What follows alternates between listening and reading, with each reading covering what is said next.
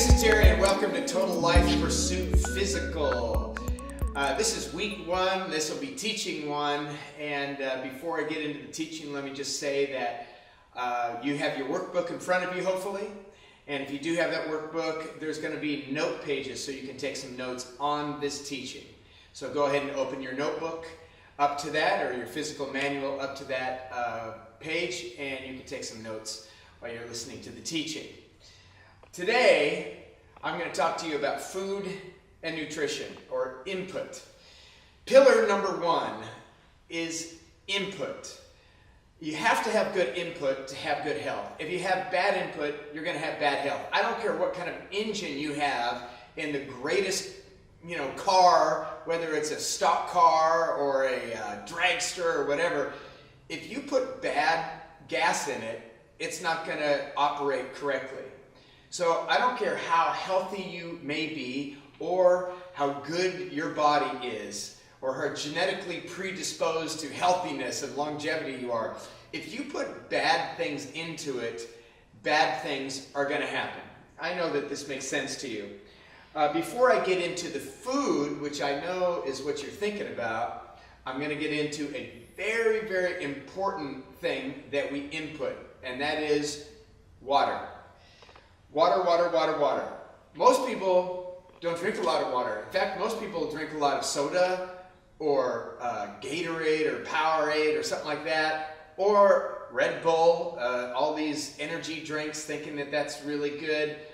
Drink a lot of coffee, a lot of tea, a lot of things like this. I'm not saying the coffee and tea are bad. I'm just saying instead of water, we drink anything because we want to have some taste. And I totally understand that. The problem is you need to drink water. Okay? That's the real issue. Why? Because 80% of your body is water. So you have to maintain good water levels in your body or you'll get dehydrated.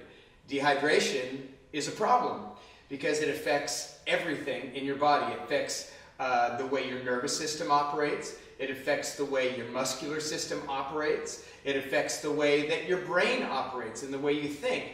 So with just 1% or 1.5% of dehydration, it affects your cognitive ability. And that, I don't know about you, I don't like anything affecting my cognitive ability. I have a hard enough time cognitiving. I just made that word up. Okay, so it's an essential nutrient, water is. The human body is anywhere from 55 to 78% water depending on the body size. The rule of thumb is 2/3 of the body consists of water. The main component in the human body is water. Did you know that your tissues and organs are mainly made up of water? Here's some percentages. Muscle consists of 75% water. Brain, 90% water. Bone, 22% water. Blood, 83% water. Are you getting this? Water is absolutely essential. What does water do? How does water help? Well, it transports nutrients and oxygen into cells. It moisturizes the air in your lungs. It helps with metabolism. It protects your vital organs. It helps our organs to absorb nutrients better. It regulates body temperature. Regulates body temperature. I'm going to say that one more time. Regulates body temperature. A lot of people have a hard time regulating body temperature. I have a son. His body temperature is wacky. He must be dehydrated. I don't know. He dives in the ocean at 62. He's like, no, it's good. We can drink it. It's freezing. 62 is cold. Okay. So it detoxifies you. This is super important because you need toxins out of your body. Water is helpful for that. And of course it protects and moisturizes our joints.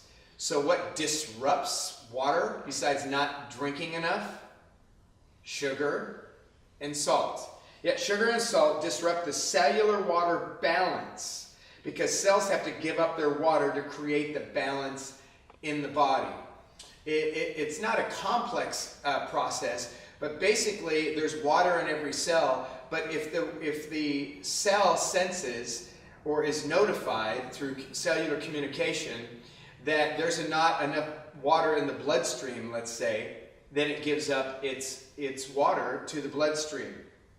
So Alcohol depresses, or suppresses rather, ADH, a hormone created in your pituitary, and that keeps you from urinating, or it keeps you, from urinating so you don't lose too much water. In other words, I don't know, maybe the people who are watching this, you've never gone out and, had a bunch of beer or anything, but you notice you urinate a lot. It's not because you're drinking so much. It's because alcohol is actually suppressing a hormone, and that hormone is the thing that tells your body you don't need to go potty right now. So it suppresses that, so you always are peeing. And that means you're losing more water than you normally would. 1.5% water volume, as I said before, impairs your functions, brain functions, to complex problem solving, coordination, attention, while activities involving quick reaction weren't as effective. Okay? With an hour of moderate, intense activity, so if you're working out for an hour, or you're hiking for an hour, and it's a hard hike, with temperatures in the mid-80s, I'm recording this in the coldest winter of Southern California's history, I think, at least of my life. But when it mid-80s, intense activity, or moderately intense activity, with moderate humidity, it's not uncommon to lose 2 pounds of water. 2 pounds of water is lost in 1 hour of moderate activity. What's that mean? It means you have to keep drinking water. In fact, before you do any kind of activity, you should hydrate, and then during the activity, you need to continue to hydrate.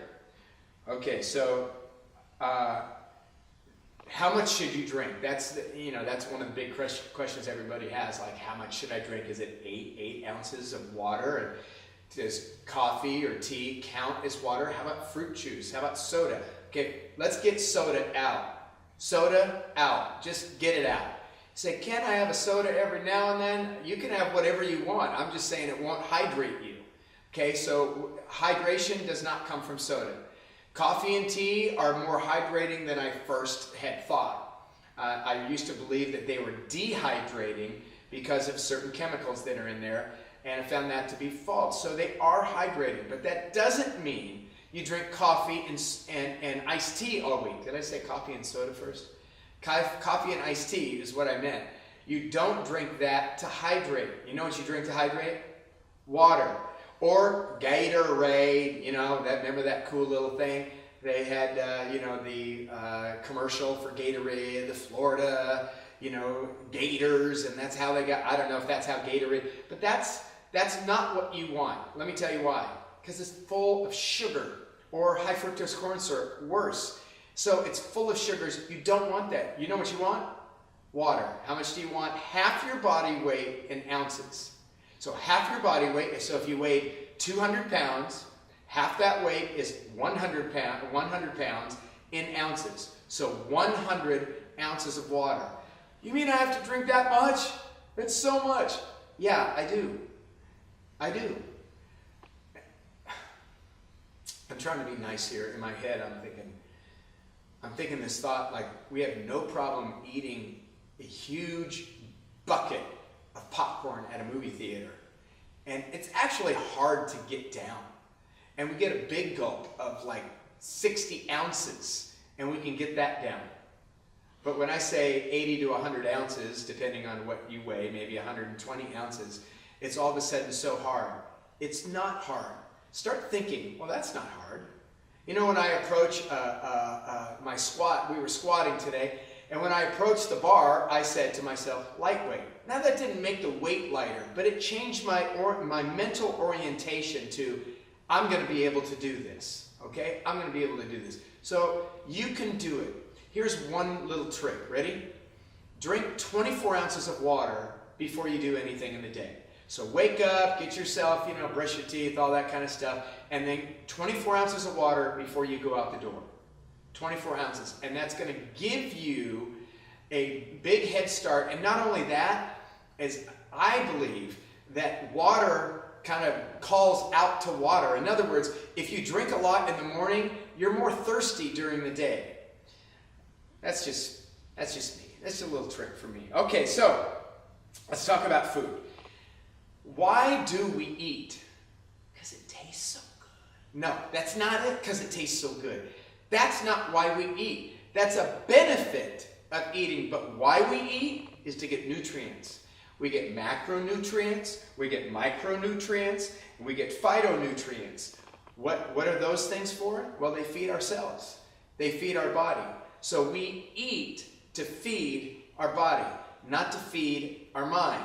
Okay, so in America, we feed our mind because that's what we're good at. Hey, look at this. And the advertisements, they scream out, look at this, eat this, it's so good. Or eat this and you'll get this girl or this guy to eat it with you. Whatever the advertisements are. It attracts us and it says, eat this and it's satisfying to your soul.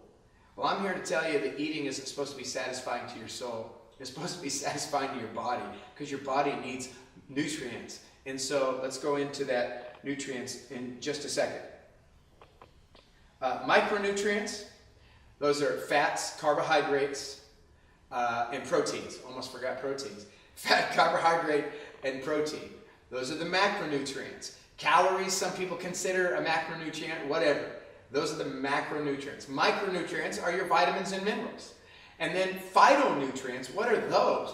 Those are those really small minerals, basically, that are in colorful food.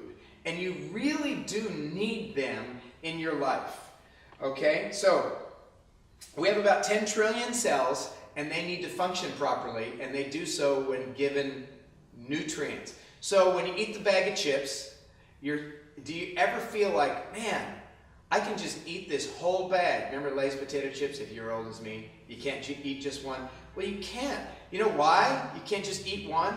Because your body's like, no, I need some more nutrients. No, I need some more nutrients. No, I need some more nutrients. So you end up putting the whole bag down or a whole bowl down or whatever, and you're still hungry. Why is that? Because you haven't fulfilled the nutrient level of desire, of your body's desire. So your body's like, yeah, I need some nutrients, buddy. So that's what you want to get, is nutrients, okay?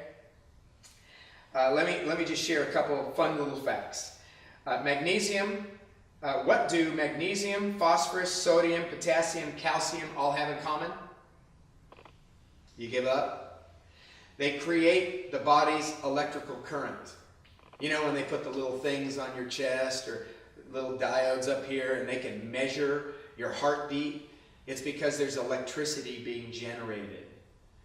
Yeah, without those minerals in proper portions, we don't do very well creating our body's electrical current.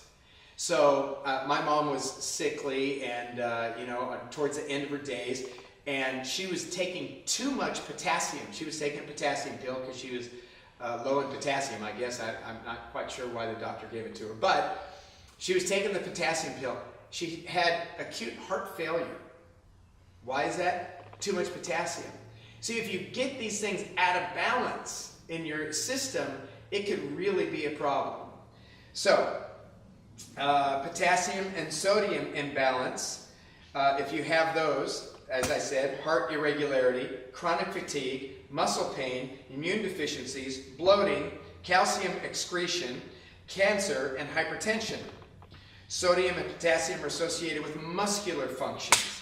These minerals, also known as electrolytes, control muscle contraction because of their role in nerve function and the conduction of nerve impulse and electrical signals. However, calcium and magnesium are lesser known yet essential minerals for healthy heart and muscles. So I could go on with all that these minerals are used for in the body. Suffice to say, heart function, pretty important. So mineral consumption, pretty important. Are you with me? So what is starvation then? What is starvation? When I don't have any food. Actually, it's not. Starvation is a result of severe or total lack of nutrients needed to maintain life. So it's not lack of food per se, it's lack of nutrients. So you could actually be in starvation mode and be malnourished, but have food. Are you with me? You could be malnourished and have food. I think a lot of people actually are. Malnutrition involves a dietary deficiency of something. So adequate nutrition has two components: the nutrients and the energy. So you need nutrients for some of the reasons that I named, with the heart regulation, immune, muscle contraction, electrical impulse, these kind of things. You need it for that. You need minerals for that. But you also need energy. Now don't think sugar for energy, because fat can be turned to energy. Protein can be turned into energy. Certainly carbohydrates are used for energy. You need energy. So you just can't take a vitamin, mineral pill and your life is going to be great, because you have to consume energy. So starvation is the lack of food that gives you energy as well. Short periods of energy abstinence, the body primarily turns to free fatty acids from body's fat stores. Maybe you've heard of this ketosis diet. That's what it is, ketones. Along with small amounts of muscle tissue to provide required glucose for the brain. I don't know if you got that. If you're working out and you're not eating enough and your body goes into starvation mode, I'm not talking about a light ketosis, I'm talking about starvation mode. The body takes muscle fiber and uses it. It's not a good idea if you're trying to build muscle to make the body use muscle fiber for energy. Are you with me? Hope you just learned something right there. That was pretty good, Terry. When we say we are starving, we mean, man, I am hungry. Which could mean, if your body's fine-tuned, your body needs nutrients. Your body needs energy. If we're tuned in with our body, we're going to get that. If we're not tuned in with our body, we just have a craving. When we say, I'm starving, what we really mean is, I have a craving. My kids, I try to get them to eat healthy. I don't force them, though. And so they're like, I am so jonesing for a sidecar donut. Well, I think that's a personal problem, or maybe demonic or something. No, just kidding. But the reality is, they're not really hungry for a donut. They just want to satisfy this appetite within them that isn't the appetite of their bodies' systems saying, hey, we need nutrients or we need energy. Now I know what you're going to say, but hey, that's energy. Come on. Seriously, you're going to say that? Donut? God created donuts for energy? I don't think so. Okay. When we're not in tune with our body, sometimes we think we are, but we're really not. The reason we're not is because we're toxic. Our body has too many toxins in them, which comes back to two things really. Water, because that detoxifies. Two is vegetables, our vegetables. Vegetables are naturally detox. When people say, yeah, I'm going to go on a detox diet, you're going to eat vegetables. Now I know there are some good things that you can expedite detoxification, and I'm not against those things. I'm just saying, if you eat a lot of vegetables, you're detoxing all the time. So you don't have to do the detox diet or get special juice with cayenne pepper and that's a good detox. Cayenne lemon shot. No, I'd rather have broccoli, Brussels sprouts. Man, I'm getting hungry. No, I'm not. Okay. The way we eat will cause dysfunction and functional homeostasis. In other words, the way you eat, you'll either have balance or you'll have imbalance within your body. If the problem with imbalance is once you create imbalance in your body, then you can't absorb nutrition well. It's malabsorption. Okay? Your body goes into this malabsorption state and you can't actually get the nutrients out of the food well. It's kind of crazy. It's kind of like, have you ever been super dehydrated and then you throw up? I don't know what the body is trying to do right there, but it's a little bit of a weird thing. And this is the same kind of thing. So what else can lead to malabsorption? Prescription medications. It can lead to it because it initializes chemical reactions in your body that are foreign. Now, I'm not saying quit all your prescription medications. I am saying that that could be part of the problem of why you're not getting enough nutrients, or why you feel tired and sluggish because you're not able to absorb enough energy or enough glycogen for energy, or ketones, use ketones for energy. Your body's just not doing this well. I don't know what it is, but I'm just telling you that medication is an issue. And if you're on medication, because that's part of your intake, you need to take control of your medication. Don't just let your doctor tell you, take this, take this, take this, or have two doctors tell you, take different things.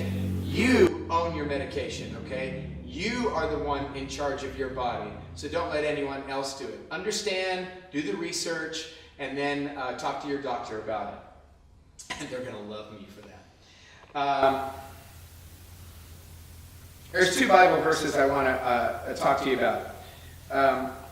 Genesis chapter 1, verse 29 says, God said, I give you every seed-bearing plant on the face of the whole earth, and every tree that has fruit with seed in it, they will be yours for food. Do you notice what he didn't give you? Oreo cookies. Now Nabisco hates me. There goes my sponsorship.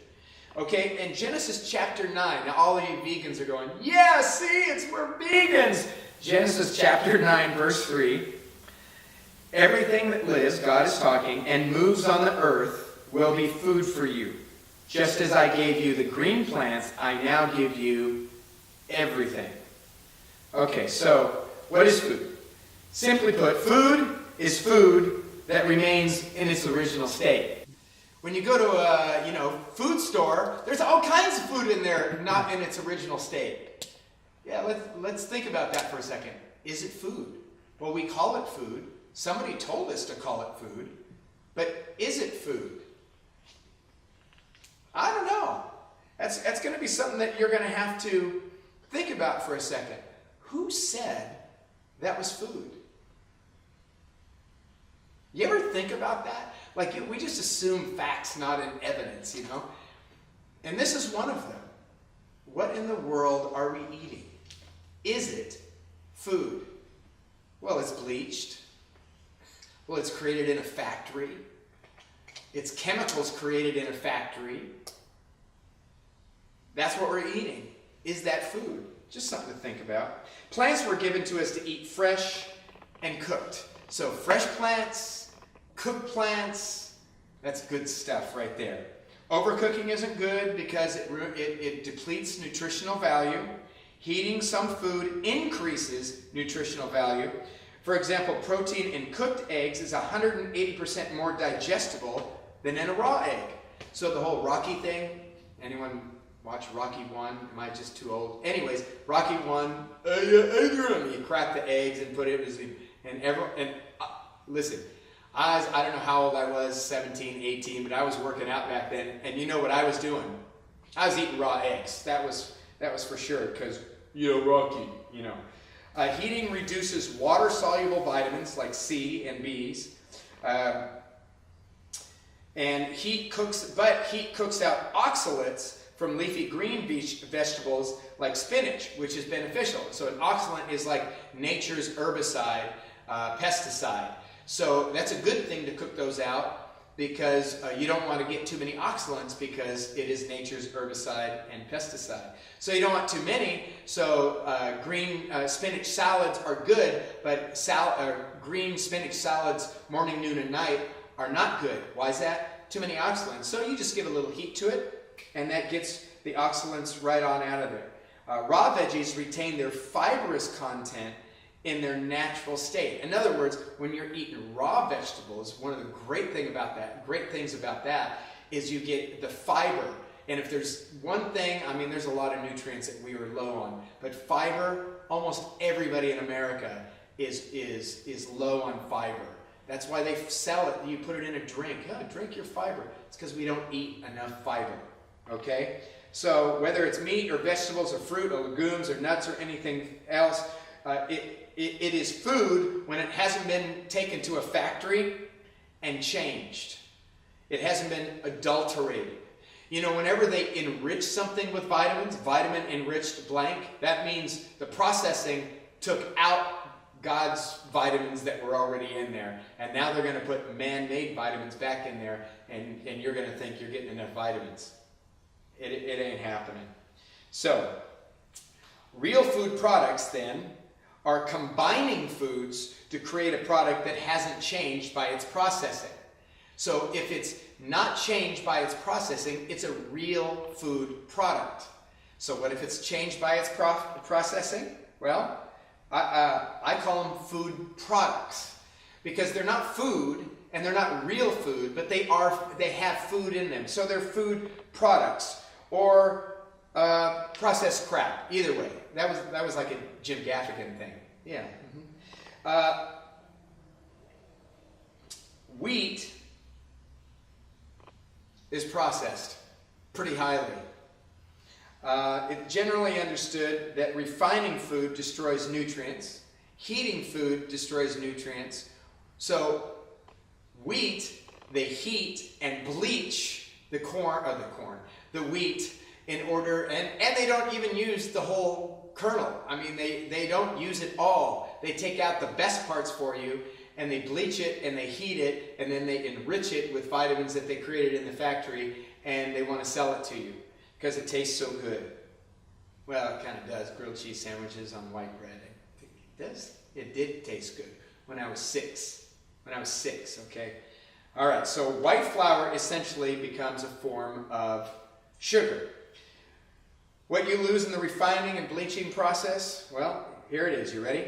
Half the beneficial unsaturated fatty acids, virtually all of the vitamin E, 50% of the calcium, 70% of the phosphorus, 80% of the iron, 98% of the magnesium, 50 to 80% of the B vitamins. Hopefully, things like this will help you to choose real food.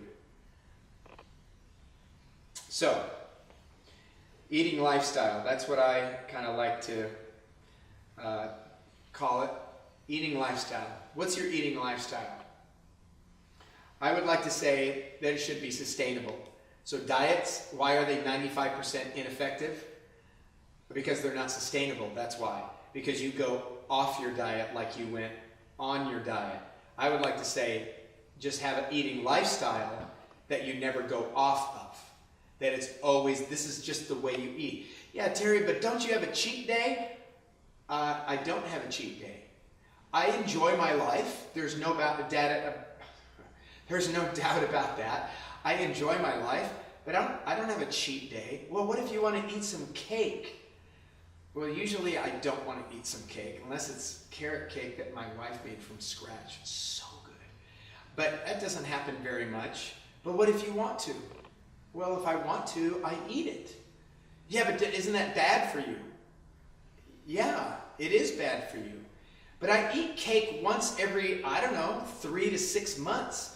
I don't eat cake every 3 days. And that's the problem with our society, is we eat all of that stuff regularly instead of on an occasion. Okay? So diets throw your body into chemicals out of balance. That's one of the issues with diets. Because, it's no carbs or high carbs or no food or whatever. You go into a chemical imbalance right away from it. Diets can cause malnutrition within your body because grapefruit isn't going to give you what you need. There was a grapefruit diet. Yo-yo cycling is bad for your body and makes it more difficult to keep the weight off. Some of you may know that personally. Dieting many times teaches you nothing about nutrition and health and only focuses on weight loss. Now, I'm all into you getting extra pounds off, but that's not why you go on a diet. You go on a diet to be healthy, okay? And dieting can make food the center of your universe. Oh, come on. Come on, somebody. Very same nutrients. So throughout the day, I'm getting my balance of nutrients, and that's really what you want. So, lifestyle eating concept is sustainable eating plan that you won't cheat with. Does that make sense? You don't have to cheat. 2, eating like you want to live. I have a friend had breast cancer, had a mastectomy, and we had a dinner at the church, and she came, but she couldn't eat anything but the salad without dressing because the dressing was even bad. And I said, "Oh, Christine, I'm so sorry." She goes, "Oh, don't worry about it. You know, I don't eat to live anymore. I don't live to eat anymore. I eat to live. I don't miss all of that stuff. I had cancer. I'm thankful for every day of my life. And I eat so my body doesn't get it again."